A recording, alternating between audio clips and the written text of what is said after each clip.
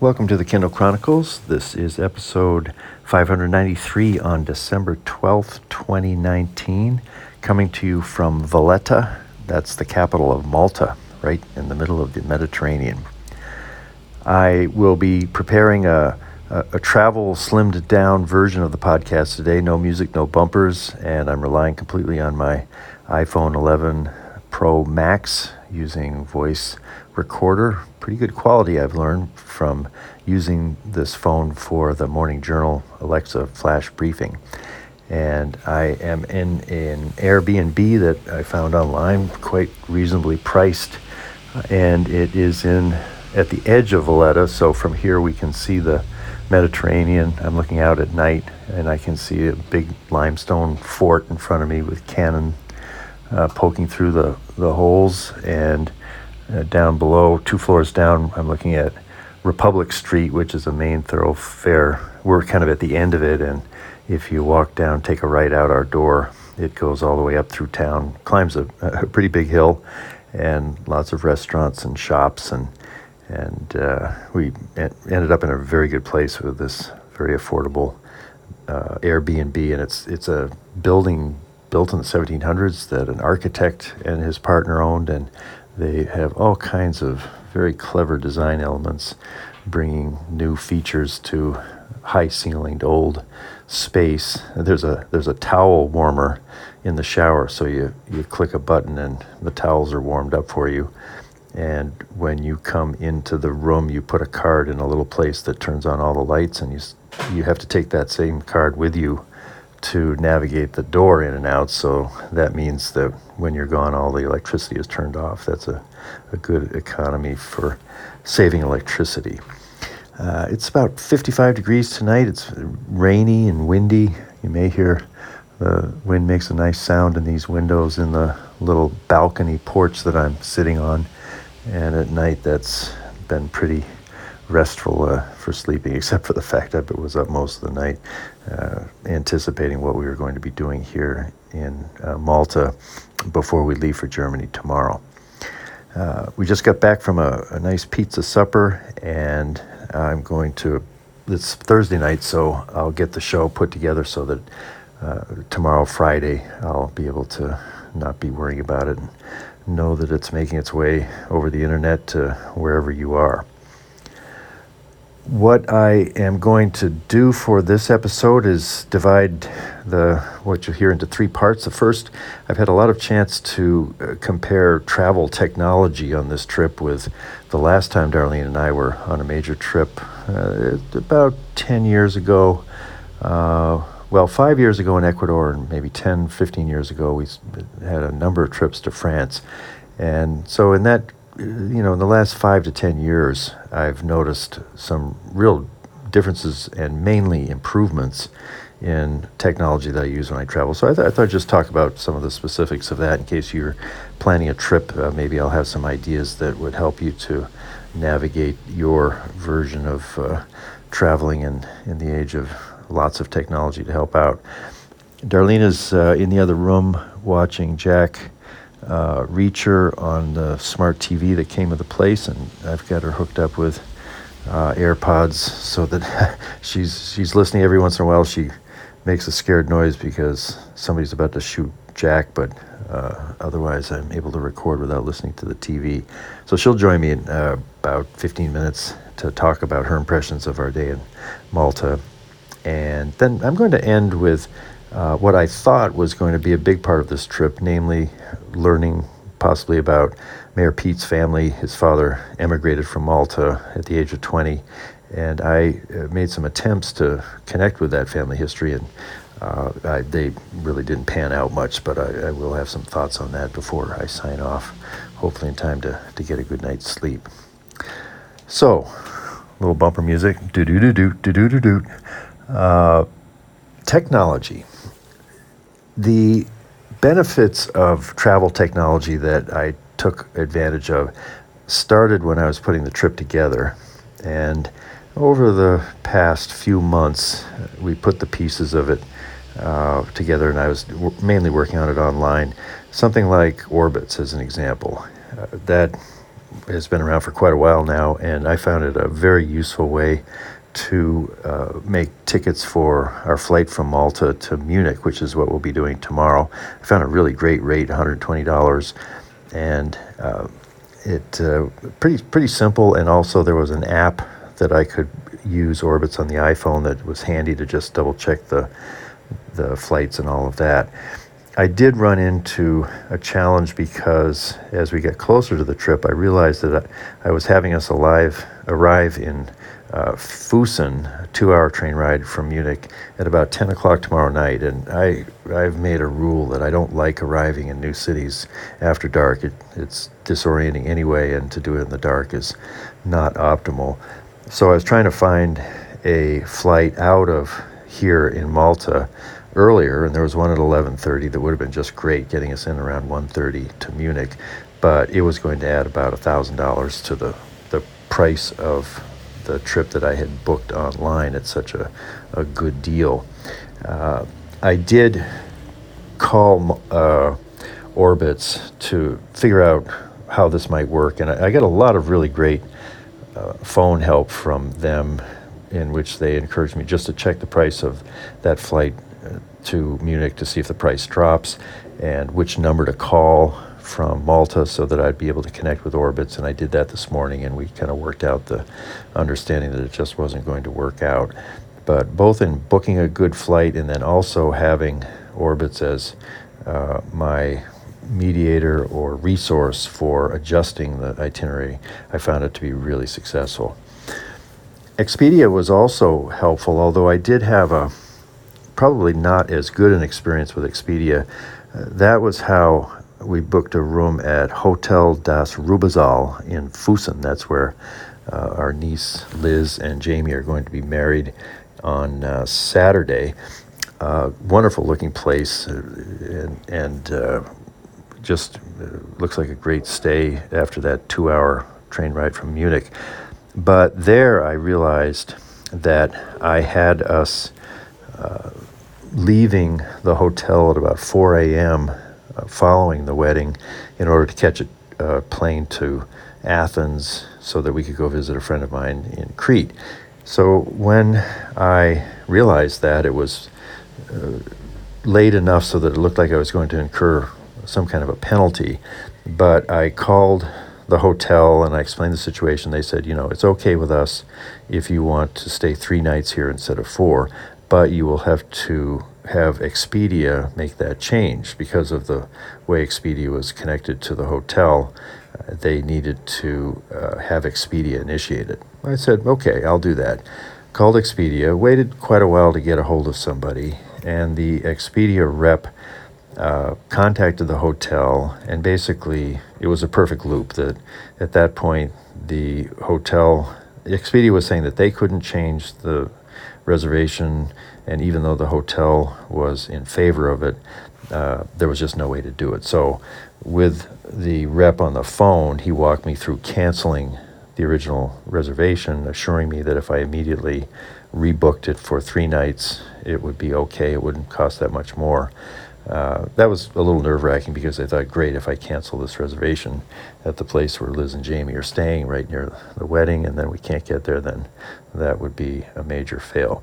It all turned out okay, but I found that link between Expedia and the hotel to be a little problematic. The handoff there just didn't seem to be very smooth, especially when you were trying to change something.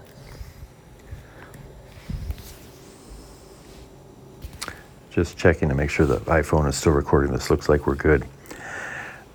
The other category of technology, which I found really useful and advanced compared to the last time I was traveling, are the number of apps available on the iPhone. And the best example of that was when I was planning our trip from Boston to Heathrow the first night and then changing to Air Malta. I found out that there was an app that Heathrow has, just the airport, and I downloaded that to my iPhone, and then it was on my watch, and it generated notifications for when we were about to need to head to the gate for Air Malta. And what happened that was quite pleasing was Darlene was really worried that we weren't going to find the gate soon enough to get to it in time. We were in a coffee shop, a pret-a-manger in Terminal 4 at Heathrow, and there was a board sort of outside the coffee shop in the terminal area. I was sitting in the shop having a coffee and uploading a morning journal and an Edgecast, and she said, I'll go stand in front of the sign and tell you when they post the gate. And they post those gates at Heathrow, half an hour, 20 minutes before the flight leaves, it seems. It's quite a small window. So she was understandably anxious about it. What happened was that as I was walking out, I had finished my work at the coffee shop, my Apple Watch vibrated, and I saw that there was an alert from the Heathrow app saying the Air Malta flight departs from gate 15. And at that very moment, that's when Darlene saw that the gate assignment had been posted on the board in the terminal itself. So I thought that was pretty cool. So I was able to stroll up and say, oh, gate 15, eh? And saw that on my Apple Watch. There wasn't any need to come out here and stare at the sign all this time. But of course I didn't know that. I was just sort of pleased at how that worked. I also had an app on the phone for DB Navigator, and that's Deutsche Bahn, the train company in Germany. And I found it easier to book the train from Munich to Fussen using that app than it was using the website online. The app was just much more streamlined and user-friendly. And when I wanted to go in and see what different options were for that trip, the app turned out to be really helpful. British Airways had an app. AirBnB had a great app because I was able to communicate with Eero, the host here at our Airbnb in Malta. So when I had questions for him or he was communicating with me, they would show up as notifications through the Airbnb app. And there was one app I haven't had a chance to use. I was hoping we might take a bus from the Malta airport here, but that just looked like it was going to be difficult because we would have had a 15-minute walk through town hauling a pretty heavy bag. But there was an app called Talinja, and that's on my iPhone, and that would have enabled me to figure out the best way to navigate the bus system from the airport to here. So those, the apps on the phone and then being able to use those on the watch, that all was really remarkable and made it, the information that flowed so quickly and timely when I needed it just made me feel a little more confident for having those. Another big plus was the international plan that I was able to put onto my AT&T phone and Darlene's Verizon. I think it's worked a lot better on AT&T. For $10 a day, it's the same price for both. You're supposed to just, you set it up in advance, and when you make your first call or text or surf the web in a country that's covered, and all the countries that we're traveling to are covered, it just switches over and starts charging you $10 for the next 24 hours. And in my case, it worked just like a charm. I was able to text and phone and do internet right from the time that we got to Heathrow, and that just worked great. Darlene was having more trouble, and it's either Verizon or the fact that she has an iPhone 8 compared to my iPhone 11. But we haven't been able to get her text to work reliably, and she also couldn't pull up information on Apple Maps to figure out how to get places. She did decide, having seen how easy it was for me to pay credit card expenses using my Apple Watch, she said, would you put Apple Watch on my iPhone? I think that looks like a good way to do it. And what appealed to her was that when you load a credit card onto your iPhone, it's a simple process. You take a picture of the credit card and it sort of automatically reads it. Depending on your bank, the verification can be easy or hard. With our bank, Northern Trust, it's hard. You had to call up and you had to physically answer questions, and good for them for being that careful. But generally it's pretty easy to set up. And then the advantage is, and we were surprised that both at Heathrow and here in Malta, it just seemed like 100% of the places that we went to, especially restaurants, they had the little Apple Pay logo on the credit card machine. So once the bill is ready to be paid, you just move your watch over the reader and you feel a little vibration and it's paid, and your credit card is not even brought out of your fanny pack or wherever you're carrying it. And I think each time it's generating a kind of secure number. So for travel, that really does have an advantage, which doesn't seem quite so big a deal when we're back in the States. It's also for the Apple credit card, which of course I got as soon as it came out. That gives a real easy way to see the last transactions, where we were, and how much of a bonus points we're getting each time we use it. The other one, which I think was very helpful, is on my phone at least, as soon as we got to Malta and we were trying to, reaffirm the route from the airport to the Airbnb, when I tapped Apple Maps on my phone, there I was in Malta. It was, the little flashing light was right at the airport. Or when we were leaving the apartment here to go to a pizza place, it's taking me, go 3 blocks down and turn left. And it just couldn't be simpler to get located, even though we're thousands of miles away from home and we've just shown up on this island in the middle of the Mediterranean. It's as if we're getting a look at the streets in Cambridge or Denver. In terms of the GPS and how easily that's put onto the phone. And then with the Apple Watch, I can also get the turn-by-turn information on the watch as well.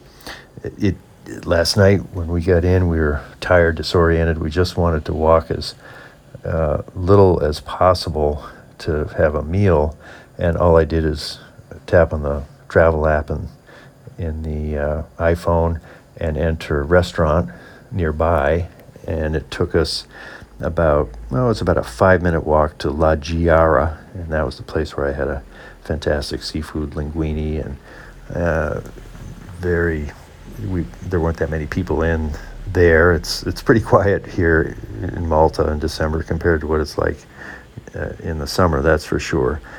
But that just made it really easy. I prepared a very full itinerary of all the different links and transfers and flights, and it was a PDF document that ran to, 30 or 40 pages. And knowing that sometimes the internet doesn't work, I put it in the cloud in my Dropbox folder so that it was there if something happened to my iPhone. And I put it on the iPhone itself in a folder in case I wasn't able to get the internet, and then I printed it out as well. So I had a version of that in my knapsack. So I felt pretty comfortable knowing that I had every single, confirmation number and flight number and everything that I had entered in 3 places, which provided a lot of backup.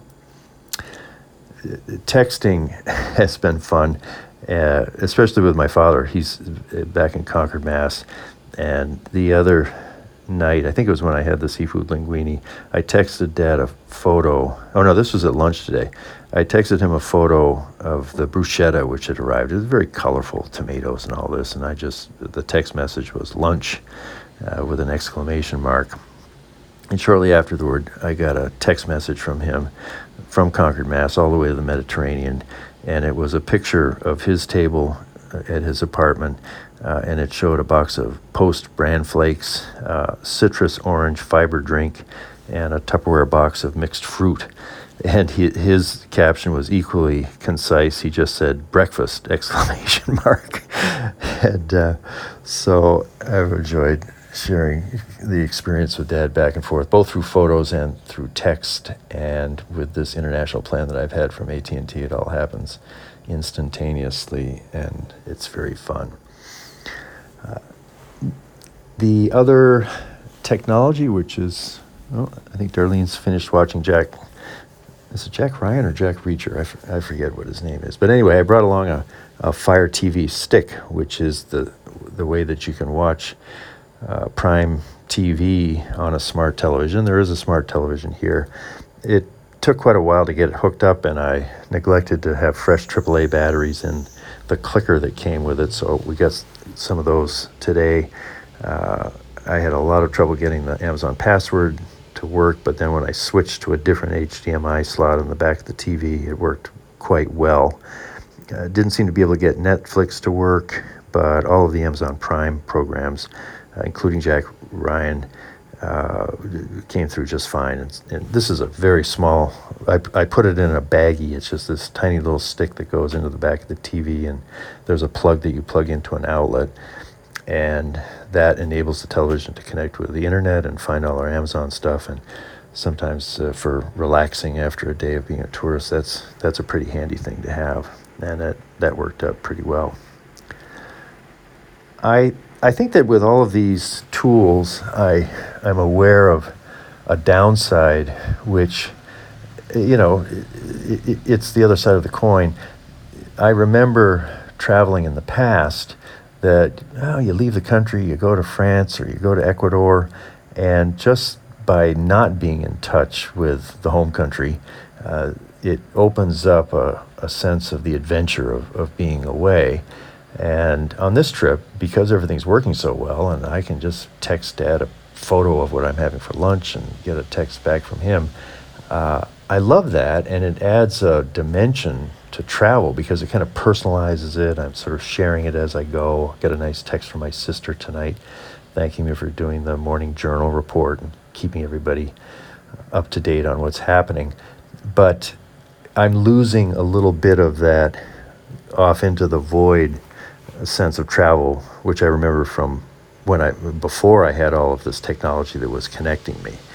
And I think I'm certainly willing to live with that, and part of it's my new discipline to try to not be looking at my iPhone as much, especially when I'm in the presence of another human. That's sort of my latest practice.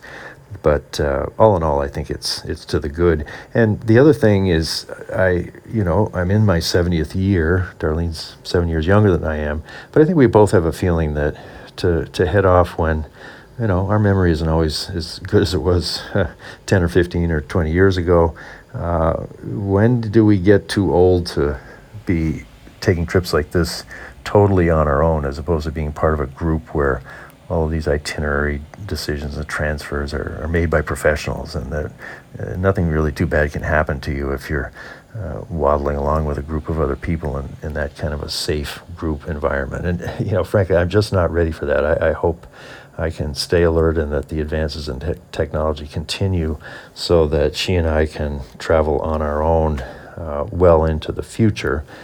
And so far, knock on wood, I'd say that seems to be the case. My confidence in our ability to navigate, at least from Boston to Malta, the first part of our trip, is pretty high. I hope I can report that much confidence when we get back on December 20th.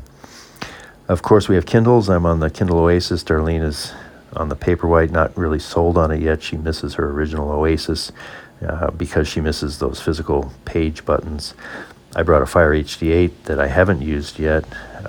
Actually, on the flight from London to Malta, I got a paper copy of the Times and the Guardian for that 3-hour flight, and I really enjoyed it. It's kind of awkward to read a newspaper that big when you're in the middle seat on a plane, but I enjoyed the writing, and I read about a new podcast I'm going to check out called Red Square, and I read a term called the podcast verse, referring to it's kind of the world of podcasts. I've tended to use podosphere in my rendering of that. And so HD8, so far I haven't needed that, or I just haven't used it because there have been lots of other things going on. And I don't know if you can hear the rain. The rain has been coming in waves tonight, and it's falling on the roof of my little balcony alcove here that I'm recording in. Let's see if Darlene would like to join us, and we can talk a little bit about her impressions of our day in Valletta.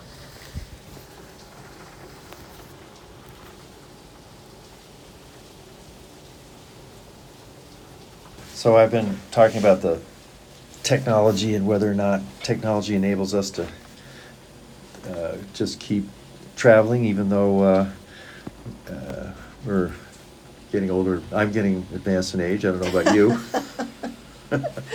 So all of that stuff's been talked about. You don't have to talk about the technology. Although I am interested in your desire to have Apple Pay on your watch and your phone. Tell me about that. Why did that seem like a good idea? I think you know why it is. I mean, just because it's just so much safer. I never have to let my card out of my hand. I never even have to reveal where my card is stashed, because I just do that click on my watch and then I can pay the Apple Pay. So it's absolutely fabulous. It makes me feel much more secure, and we're not messing around with money. We're not opening wallets and counting out our money. And but I have to say, it feels, I mean, at least the places we've gone to here, it's very, very safe. And well, and back home, you weren't that interested in it. I think you thought it would be more trouble than it's worth. Right. Maybe just because you feel safer going to Yeah. Whole Foods in Cambridge than you do some random restaurant in Malta. oh, absolutely. Do you think that you'll use it when you get back home just because you've learned how to navigate it here? Sure. I mean, because I'll use it enough here that I get used to it, so it's not an inconvenience. Yeah. Where here, it's kind of a luxury. Yeah. Just part of my, my safety issues. What's your sense of when we've used it at a restaurant? Do people, you get the feeling they see a lot of people pulling out their Apple Watches and paying that way, or that it's something that's rare? Well, I think it's more rare. Usually you have to point out to them where it is on their little machine. And I just know the location. I don't even really know what it looks like, the little icon. But everyone has the exact same machine. Yeah. This little hand machine. And they bring it to the table. They bring it to the table, and it's exactly the same one. And they would use that same machine to process a physical card. Right. But right. if we have it going this way, and you don't have to have the watch, you could do the same thing holding the iPhone to the screen, but I think it's sort of easier not to have to pull out the iPhone either. Yeah, and if we tell them how much tip we want on ahead of time before they run it, then we don't even have to sign. Yeah. So it's really... Oh, that's what it was, because it seemed like sometimes you sign and sometimes you don't. Yeah, because if you have to sign, then you have a chance to put the tip on. Oh. And then total it. But if I just say, put a $6 tip on, or Right. €6 or whatever, then, then you don't even have to sign. Yeah. Huh. So that was really nice. Right. Well, what did you make of Valletta? We spent all day in Valletta, a full day. I think it's an interesting city. I mean, I like the narrow streets and the really old buildings and like the kind of odd, I don't even know, sidewalks. You can't even call it cobblestone or whatever. It's just like kind of a mess. But, and the people seem nice. Everyone seems very friendly, and there's not a lot of people here. It doesn't feel like. I'm sure it's just packed in the summer. And I don't like the rain that much, but I'd like it. I'd like to come back again when it's a little bit warmer and see. There's a lot of things we haven't seen. I mean, you can't see much in a day, really. So you get a little feel for if you want to come back. That's about it. I like it better than I thought I would. I just didn't think, from the pictures and stuff, it looked that interesting. But it's from the moment we flew in and you fly over these huge walls to get in, it's really kind of magical. It's really densely populated. Yeah. Like you say, the streets are narrow and the cars are tiny. I mean, you don't see any big cars here. But where are all the people? I mean, if all the people and all these houses around us were on the street, it would seem very busy, but we walk up the street to a restaurant or something, we maybe pass 5 people. And yet it's not that it's not safe. That's not why they're not out. It's the time of the year. And they all have big winter coats on. They're cold, and this is really cold for them. But I think it's kind of cold too, so. And if their houses are anything like where we're staying, it's very minimal and it's lovely, but it's a house made for warm weather. Yeah. And so we feel cold, and I bet they do too. I bet they really feel cold because they're not used to cold. What was it, the woman at the pizza place? She said, "Oh, this isn't cold." I think she was from Serbia. Serbia. Yeah, It was really cold back home. Yeah, she said it could be -10 or something, but I think she was talking Celsius or Yeah. -10 or something, so, yeah. I don't even know how cold it was, because wasn't Fahrenheit, so. I don't know the Malta well enough to immediately, there are a lot of people who aren't Maltese, they haven't grown up Most here. of the people aren't, Yeah. yeah, that we've been meeting, yes. The old people are, Mm-hmm, or older people are. right. Like our taxi driver. Right, and the man in that button shop or whatever, Yeah. ribbons and buttons and Mhm. things, he was from here. But yeah, I'm surprised all the, let's see, where the people from that really great coffee shop this Oh. morning were from Ukraine. Ukraine. Yeah. And then we ran into someone from. No, they were from, was it Ukraine? Mhm. Okay, yeah, and then Serbia and. Right. I think where Like else? the waiter last night at the first place we ate, he was from another country. I can't remember what it was though. Yeah, I can't either. And the young guys that were going to fire the cabin, cannon, Oh, one yeah. was from Germany and one was Italian. Oh, yeah. They were like 18, so. Right. Um, They fired a cannon at noon. That was right, fun. it was cute. Their little uniforms. But yeah, so most of the people in the restaurants, even if they're the owner, have come here to make their fortune. Yeah, and from some of the stories we heard, like from the taxi driver coming in, is after the war, it was the reverse because there'd been so much bombing that Right. it had been reduced to rubble and people were leaving just because they had to find work somewhere else. Yeah, and I don't think there was enough food or housing or anything. And so the government actually paid them to, Oh, that's right. to go to different places. Yeah. And we were thinking that maybe Pete's father, that's maybe why he went to America. Yeah, and he ended up staying.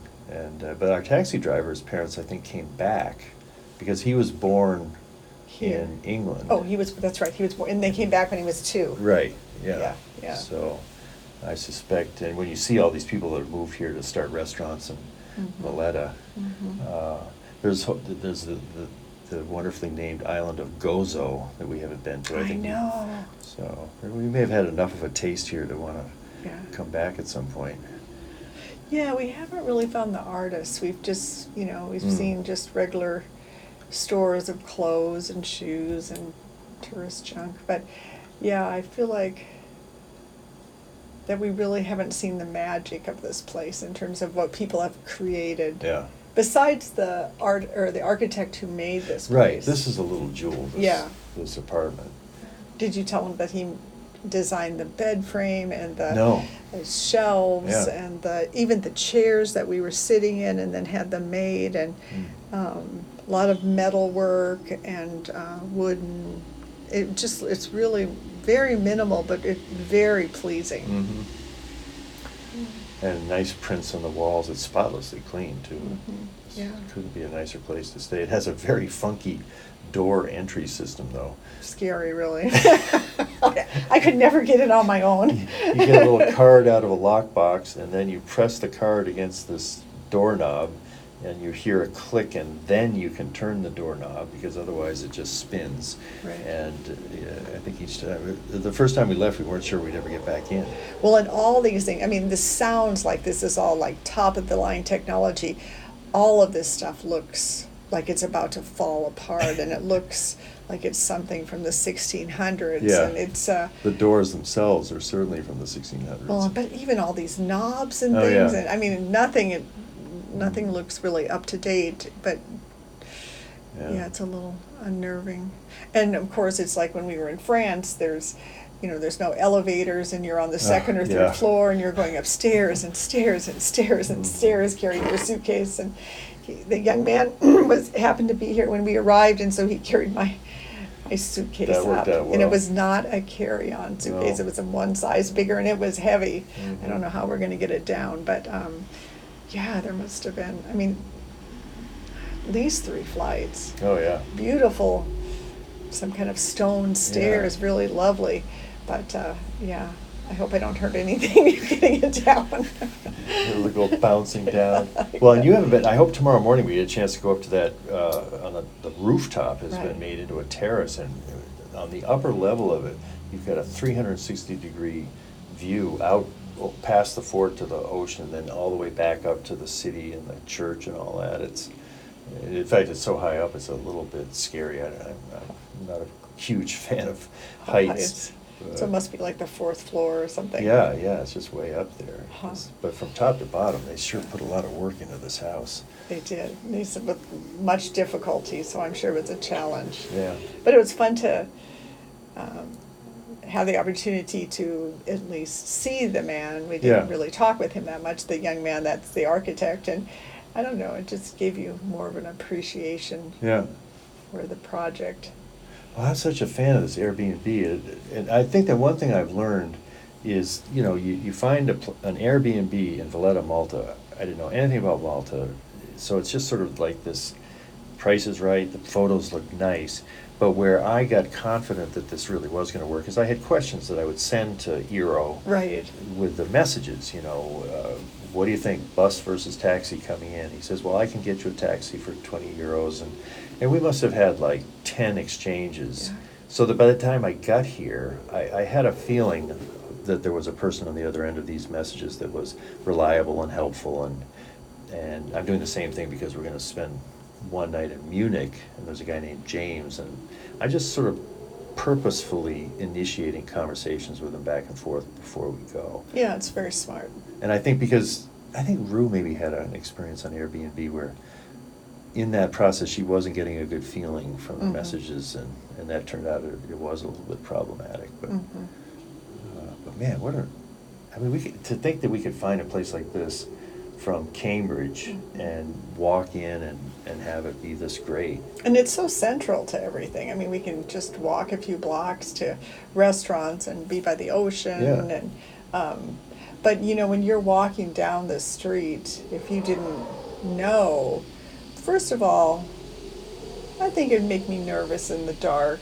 And second of all, you have all these big stone buildings, really old, and all different kinds of doors, and then creepy wind sounds. And yeah, I mean, and even I took a picture of you outside the door just to show. I mean, it's like you would never think that this would be a place to stay. There's nothing, and it doesn't really look that pleasing. No. When you're standing in front of it, but then when you go up and you see how nice it is, and then you realize that it's probably better to not have your place stick out. Yeah, right. I mean, there's nothing. It's like anybody else's home. Right, and and some of these doors are a little fancier, and some have some color and stuff, and they look like they're with the, where they were put up in this century, and that's probably not an advantage in terms of break-ins and things like that. So, it's well. I know he said something in the information he left for us that he'd appreciate a good review on. I think it said Facebook. I was surprised by that, but I certainly am going to spend some time writing something out because it helps other people to. Oh yeah, I would recommend anyone to stay here. Yeah, it's a perfect place, and we're not as mobile as we'd like to be. But if you were really mobile, I think he said you could walk. What did he say? Not around the island. An hour, you could go all around Valletta, or what did he say about that? Yeah. There's some walk. Mm-hmm. I'm not sure. I can't believe you can go around the whole island in an hour, but there was some big area that you would be able to walk in an hour that he really recommended, and it would be really challenging for you. Yeah, no, that's for sure. Anyway, it's been wonderful, and the technology has really helped us. I mean, having you be so techno gets the TV going, gets everything working, helps me figure out my phone, and good to have a tech guy along. It's so great to have a tech guy. If he's a little slow walking on the streets. That's all right. You make up for it. All right. Good. Tomorrow, Munich. Tomorrow, Munich. Thank you. Nice traveling with you. So that's, you can tell, I traveling with someone, you really get to see the world through someone else's eyes, because the things that Darlene noticed are different than what I noticed. But it's been a pretty wonderful day, and there's lots left to this trip before we get back. I want to finish up talking a little bit about the Buttigieg connection, this was really the reason why I thought it'd be fun to just sort of detour through Malta on our way to the wedding in Germany, because Mayor Pete's father grew up here, and I think he moved to the U.S. when he was about 20 after he had earned a bachelor's and I think maybe a master's degree here at the University of Malta in English, and then he went on to be a professor at Notre Dame. I had read enough online to know that Joseph Buttigieg, who tragically died at a young age at 71 in January, just 2 days after Pete had formed his exploratory committee, so he knew that his son was going to be running for president, and that he was the oldest of 8, and that there appear to be 4 of his siblings still in Malta.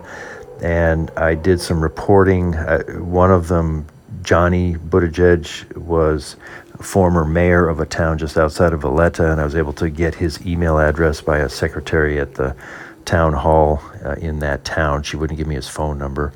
I didn't hear back from him. There was an aunt that was mentioned, and she had a business on Facebook, so I left her a messenger message, and then there was also a phone number, so I left her a phone message, but didn't hear back from her either. And then I have a friend who's working on the campaign in New Hampshire, and last night I sent a text saying, gee whiz, do you think anybody from the campaign might be able to put me in touch with one of the uncles and aunts, or maybe they're cousins that are Pete's age that know of him, or I think he has made a number of visits here during his life to see his father's family, including his grandmother, who had stories of the island being bombed during World War II. But nothing came of any of those overtures. I'm sure there's a lot of caution as someone in the family is running for president, of strangers calling up and saying, hey, I'm in Malta, I'd like to talk to you for my podcast. And it's not too much of a surprise that I didn't have a chance to connect with anyone, at least so far. Maybe tomorrow morning I'll get word from Johnny and we can swing by and have a coffee with him on the way to the airport. I've enjoyed being here, partly though because it still strikes me as a wonderful anecdote about the world and America's place in it. To imagine a 20-year-old growing up on this island, this small, teeny little set of islands in the middle of the Mediterranean, just south of Italy, just off the African coast, heading off to the United States. I think he ended up in New Mexico first, where he met his wife, and they both ended up teaching in South Bend, and then starting a family in South Bend, and having one child, a son, and that son running for president. And at this point, a credible way, certainly a long shot, but in the top 4 of the Democratic candidates at this point as it starts getting close to the Iowa caucuses. That just tickles me to think that things like that can happen. And it pleases me to know that Pete had a chance to let his father know that this was happening. And he tells quite a moving story, and with sort of a Pete keeping of his composure as he tells it. I think he told it on the CNN town hall, which really started his surprising rise in the media and people's consciousness. He told his father, I hope I'll make you proud. And it was just a few days before his father passed, and his father was able to say, I know you will. So that's Joseph Buttigieg from Malta in South Bend, knowing that his son was going to be a candidate for president. I did ask a number of people how to pronounce the name, and I was wearing my cap, which has sort of a phonetic guide to saying this name, Buttigieg. I think most people look at that in the U.S. and go, I'm not even going to try to pronounce that. That is an unpronounceable set of letters. So very early on in the campaign, it was boot, edge, edge, and I have a cap that says that. So, people in the know will give me the thumbs up and say, hey, love Mayor Pete, etc. Well, I get the feeling in talking to people here in Malta that there was a little bit of liberty taken in simplifying the pronunciation of the name to boot edge edge. If you say it quickly, Buttigieg, you get pretty close. But the people that I've asked here how you would pronounce that fairly common name here in Malta, they say something that sounds to me like Buttigieg, and that the last syllable is more like Jidge, Buttigieg. And I think I heard Anderson Cooper pronouncing it that way, and I thought, well, Anderson, that's wrong. It's boot edge edge. It's not Buttigieg. But I have a feeling that Anderson and some others that I've heard pronounce it must have gotten a little bit of a more detailed guidance in the Maltese way to say Pete's name, and that's how it comes across. I'm perfectly happy saying Buttigieg, and I think that's how most of us in the U.S. are going to be saying it. And if his improbable adventure from being 37-year-old mayor of South Bend, Indiana, toward the White House continues, a lot of people are going to be trying to figure out exactly how you say that name. Tomorrow, Munich, and I'm continuing to do posts each morning for the Morning Journal Alexa flash briefing. If you want to listen to those, just tell your Alexa device, Alexa, enable Morning Journal. And then if you say, Alexa, what's new? My Morning Journal entry, 2 to 5 minutes, will show up along with whatever else you might have in your news feed. And today's I recorded on the top of the building here just as it started to rain. So I had started my recording, and I had to sort of wiggle my way under an eave to avoid getting doused as I was describing the scene at the top of the building at the start of today's adventures. And so that was fun. Well, I hope that's been of help to you, especially if you're traveling, and if you've got travel technology tips that you'd like to share, I'd love to hear about them. You could send an email to me at podchronicles@gmail.com. I will get them very quickly because of my AT&T international plan, and it's a whole new world for me on this trip so far with those advantages, and I'm pretty fortunate in my choice of traveling companion. That's it for the Kindle Chronicles from Valletta, Malta. Thanks a lot for listening. Bye.